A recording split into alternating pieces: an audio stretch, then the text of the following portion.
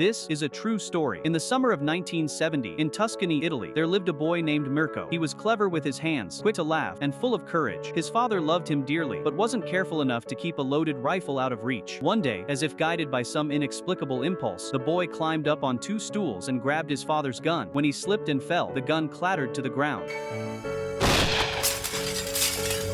By the time his father rushed in, Mirko had already passed out from the pain. He survived, but shrapnel had struck both of his eyes. The little boy would never see again. It was the gentlest season in Italy, and the cruelest moment of his life. The wheat stalks, flattened by the wind, still waited to be harvested. Mirko sat in the tall grass, listening to his friends kick a ball around by the trees. Someone waved him over to join, but he couldn't see where the ball was. He just said he was tired. Lying back in the weeds, he stared straight at the blazing sun. If the light still stung, didn't that mean he could still see? But all he could make out was a hazy glow. The sun could no longer make him cry. Despite his excellent grades, Mirko was forced to leave school. These days, he often heard people sigh around him, sighs that seemed to say his life was over before it had even begun. His parents sent him to a distant school for the blind. The place was dim and solemn, footsteps echoing off the walls. His first impression, cold. The principal was blind himself. He told them that blind people only had two career options when they grew up: working in a textile factory or answering phones. Mirko's father started to object, but the principal cut him off. If you can't accept reality, you can't help him. When his parents left, Mirko pulled back the curtains and squinted hard out the window. He wanted to catch a glimpse of them, but he had no idea they were waving at him.